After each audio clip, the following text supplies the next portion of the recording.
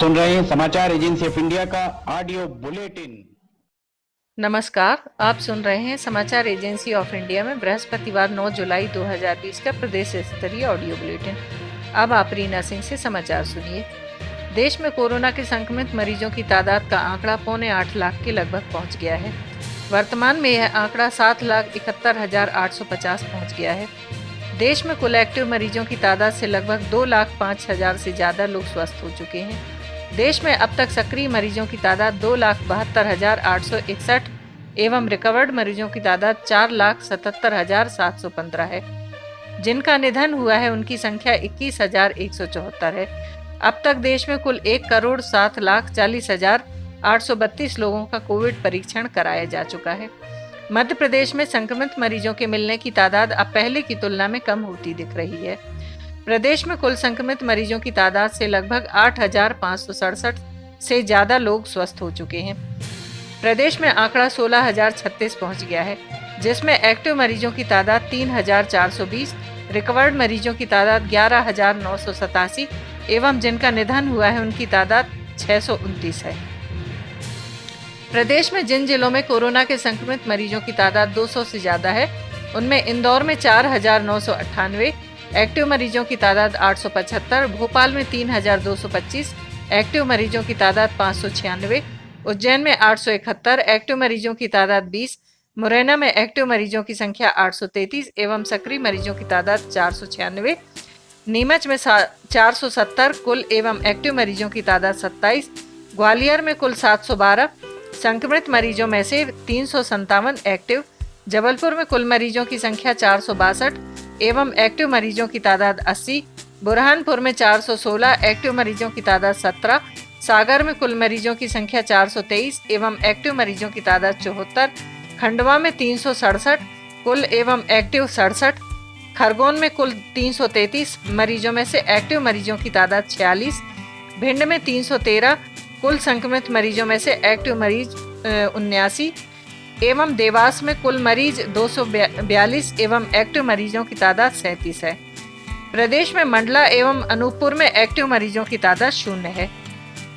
कानपुर में 8 पुलिस वालों की हत्या करने वाला 5 लाख का इनामी गैंगस्टर विकास दुबे गुरुवार सुबह मध्य प्रदेश के उज्जैन में पकड़ा गया है। अब कांग्रेस ने गैंगस्टर विकास दुबे द्वारा किए गए सरेंडर पर कई सवाल खड़े किए। साथ ही मध्य प्रदेश के गृह मंत्री नरोत्तम मिश्रा पर कई आरोप भी लगाए।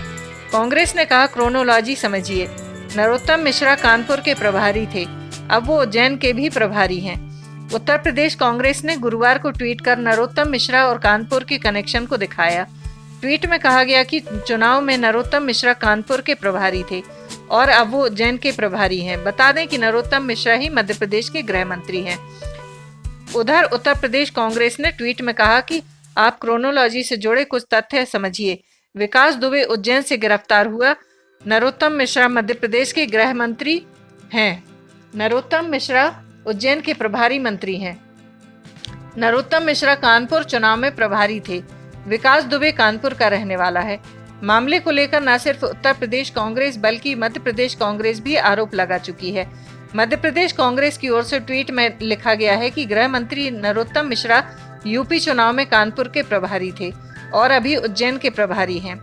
वहीं मुख्यमंत्री शिवराज सिंह चौहान ने मध्य प्रदेश पुलिस द्वारा आज सुबह उज्जैन में त्वरित कार्रवाई कर उत्तर प्रदेश निवासी दुर्दांत अपराधी विकास दुबे को पकड़कर गिरफ्तार किए जाने पर उज्जैन एवं प्रदेश पुलिस को बधाई दी है।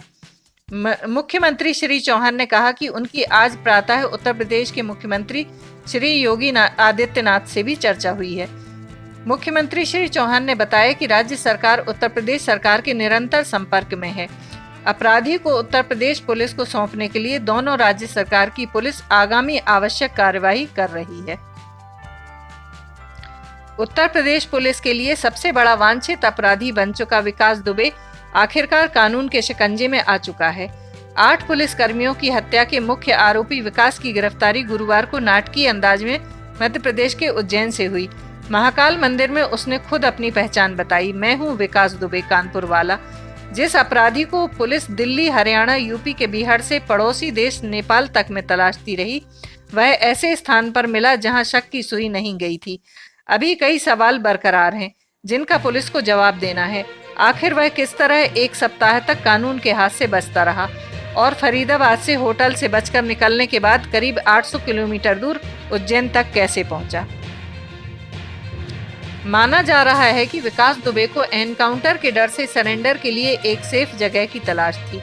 पहले बुधवार शाम को खबर आई कि वह नोएडा के फिल्म सिटी में एक टीवी स्टूडियो में खुद को सरेंडर करेगा। इसके बाद फिल्म सिटी में पुलिस की तैनाती बढ़ा दी गई। इस बीच गुरुवार सुबह भी उसके दो साथियों प्रभात और बहुवन दुबे को कानपुर और इटावा में ढेर कर दिया गया। बुधवार को उसके शार्प शूटर अमर का अंत भी इसी अंदाज में हुआ था। इससे पहले शुक्रवार को उसके दो साथियों प्रकाश पांडे और अतुल दुबे को पुलिस ने मार गिराया था। Madhya Pradesh police intelligence report के आधार पर विकास दुबे की गिरफ्तारी का दावा कर रही है, लेकिन सूत्रों के मुताबिक विकास दुबे ने खुद मंदिर परिसर में कई लोगों को अपनी पहचान बताई। आखिर जो शख्स एक सप्ताह तक पुलिस को गच्चा देता रहा, वह एक हाई सिक्योरिटी जोन में क्यों जाएगा? उसने अपनी पहचान छिपाने की कोशिश क्यों नहीं की? कई तरह के अपराधों में शामिल रहा शख्स क्या मंदिर में पूजा के उद्देश्य से गया था? यूपी पुलिस के एक पूर्व अधिकारी ने कहा है कि यह पूरी तरह से सोच समझकर किया गया सरेंडर है। यदि वह अब भी पुलिस से छिप रहा है तो मंदिर परिसर में बिना मास्क पहने क्यों जाता? वह जानता था कि यदि इसी तरह भागता रहा और पुलिस से अब कहीं भिड़ने की कोशिश की तो जिस तरह उसके साथ मारे गए वह भी कहीं ढेर हो जाएगा। इसलिए उसने मंदिर जैसे स्थान को चुना। पुलिस कर्मियों की हत्या सहित दुबे के खिलाफ 60 केस दर्ज हैं।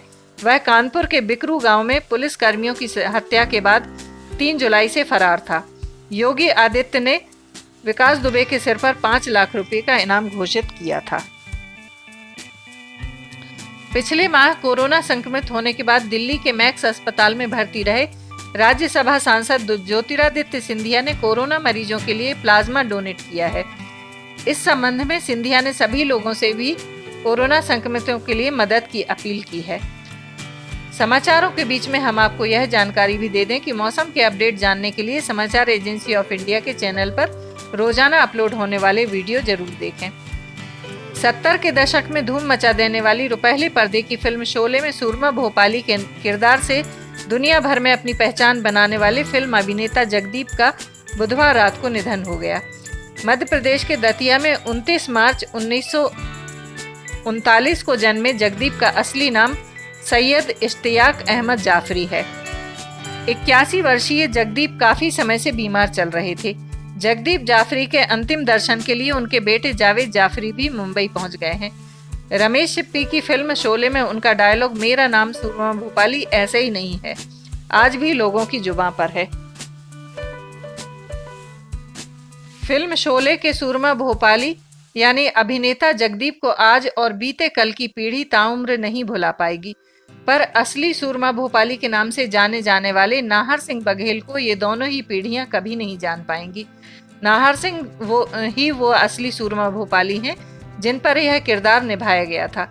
नाहर सिंह फॉरेस्ट में नौकरी करते थे। 14 नवंबर 1979 को भोपाल के भदभदा से लौटते वक्त एक ट्रैक्टर से उनका स्कूटर टकरा गया था, जिससे असली दुनिया का सूरमा भोपाली हमेशा हमेशा के लिए अलविदा हो गया था। मध्य प्रदेश के लिक्वर किंग जगदीश अरोरा और उनके भाई अजय अरोरा को पुलिस ने गिरफ्तार कर लिया है। मामला सैनिटाइजर पर टैक्स चोरी का बताया जा रहा है। यह दोनों ही सोम डिस्टिलरी के मालिक हैं। मध्य प्रदेश की राजधानी में director general of GST intelligence ने लंबी पूछताछ के बाद लिक्वर किंग और सोम डिस्टिलरी के संचालक जगदीश अरोरा और उनके छोटे भाई को गिरफ्तार कर लिया है। 28 घंटे चली पूछताछ के बाद 3 सीनियर एग्जीक्यूटिव को भी गिरफ्तार किया गया है। यह कार्रवाई सैनिटाइजर पर टैक्स चोरी के मामले में की गई। अरोरा की कंपनी ने बिना बिल और बिना जीएसटी चुकाए 25 करोड़ रुपए का सैनिटाइजर बेच दिया था, जबकि उन्हें इस कारोबार पर सैनिटाइजर पर 18% जीएसटी देना था। डीजीजीआई की टीम ने जेपी अस्पताल में उनका मेडिकल भी कराया है। सोम ग्रुप के ठिकानों पर अब भी जांच चल रही है। कंपनी की रायसेन रोड पर फैक्ट्री पर पिछले 10 दिनों से डीजीजीआई टीम ने डेरा डाल रखा है। कोरोना आपदा के दौरान सैनिटाइजर की मांग बढ़ी और सोम ग्रुप को सैनिटाइजर बनाने की अनुमति मिली थी। डीजीजीआई की टीम ने यह कार्रवाई CGST एक्ट के सेक्शन 69 के तहत की है। राज्य शासन द्वारा सेवानिवृत्त IAS SPS परिहार को मध्य प्रदेश विद्युत नियामक आयोग का अध्यक्ष नियुक्त किया गया है। ऊर्जा विभाग द्वारा इस संबंध में आदेश जारी कर दिया गया है। आप सुन रहे थे रीना सिंह से समाचार एजेंसी ऑफ इंडिया में बृहस्पतिवार 9 जुलाई का प्रदेश स्तरीय ऑडियो बुलेटिन। शुक्रवार 10 जुलाई को एक बार फिर हम ऑडियो बुलेटिन लेकर हाजिर होंगे। अगर आपको यह ऑडियो बुलेटिन पसंद आ रहे हो तो आप इन्हें लाइक, शेयर और सब्सक्राइब जरूर करें। फिलहाल इजाजत लेते हैं। नमस्कार।